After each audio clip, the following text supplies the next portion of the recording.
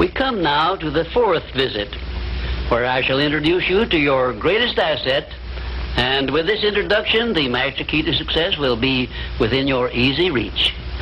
I say this is your greatest asset because it is the fourth of the 17 success principles with which you may tap and draw upon the supreme power which created you and runs this entire universe. The name of this principle is applied faith, and I want you to remember it is not something I am bringing to you, but it is something you already possess, although you may not have made use of it in the past.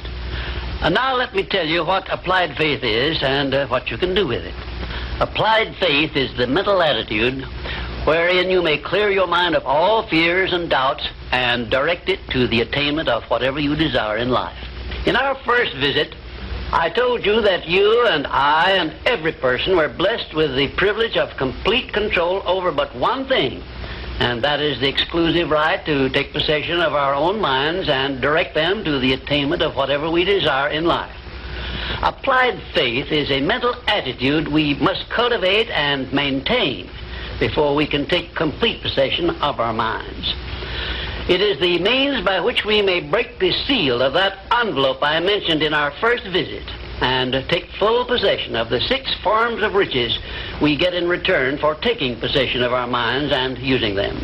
Those 6 riches were, as you may remember, sound health, peace of mind, a labor of love of your own choice, freedom from fear and worry, a positive mental attitude, and material riches of your own choice and quantity. We are now, this very moment, standing in front of the gateway which can be opened only with the great master key to success. And I'm giving you the closest clue I have yet mentioned as to how you may take possession of this key. In order that you may condition your mind to embrace and use applied faith, you must understand that there are 2 ways in which you can use faith. You can put it into reverse gear and use it in a negative way by allowing your mind to dwell upon the circumstances and the things you do not want, such as poverty, ill health, failure, defeat. And this is precisely what the majority of people do, which explains why the majority of people go through life in misery and want. Or you can take possession of your mind and direct it to think of the 6 riches which came over with you in that sealed envelope, and you will attract these riches to bless and serve you all through your life. Isn't it a strange fact that most people make a negative application of their great power of faith by thinking about and believing in poverty, ill health, fear, failure, and defeat, when it would be so easy for them just to change their thinking over to the circumstances and things they desire?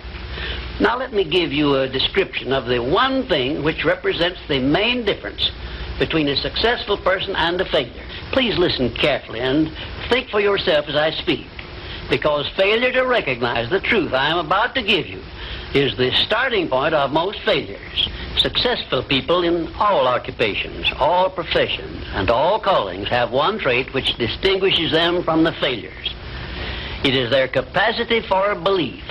The failures see the hole in the donut, but do not see the donut around the hole. The successes see the hole also, but they see the donut around the hole. Thomas A. Edison believed that he could perfect an incandescent electric lamp, and despite the fact that he failed over 10,000 times before he was crowned with success, he made his belief uncover the secret for which he was searching. Give one guess as to how many times the average person must fail before he quits. Fails because of the lack of capacity for belief. How many times can you meet with defeat before you give up the ghost and quit? Henry Ford believed he could build a self-propelled vehicle which would take the place of the horse and buggy. And despite the ridicule of relatives and neighbors and the lack of finances, he transmuted his belief into an industrial empire which changed the entire American way of life. Mind you, Ford did this with very little education and no operating capital to begin with. Right here, let me ask you a question which may well change your entire life. You perhaps have an idea or a plan which would be useful to other people, but you have done nothing about it because you lack the self-confidence to give you a start. In other words, you are now where Henry Ford was before he built the first model of his world-famous automobile. Mr. Ford broke through that wall of fear, which may now be holding you back, and put his idea into operation by making use of the mastermind principle I mentioned in our second visit, through an alliance with his wife. Now, the question I wish to ask you is this: why don't you form a mastermind alliance with someone and begin putting your ideas to work for you? Belief is truly a magic word, because it is the beginning of all successes. It is the very foundation of civilization. It is the one quality you must develop before you can make use of the great master key to success. To be successful, you must become a person with a great capacity for belief, and the place to start believing is with yourself. You should begin by recognizing that you were born with the privilege of complete control over your own mind.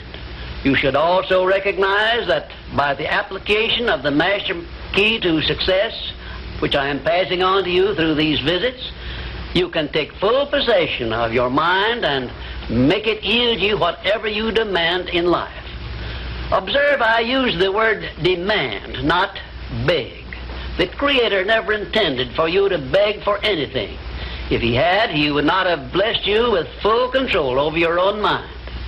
If your life is not what you want it to be, you can change it.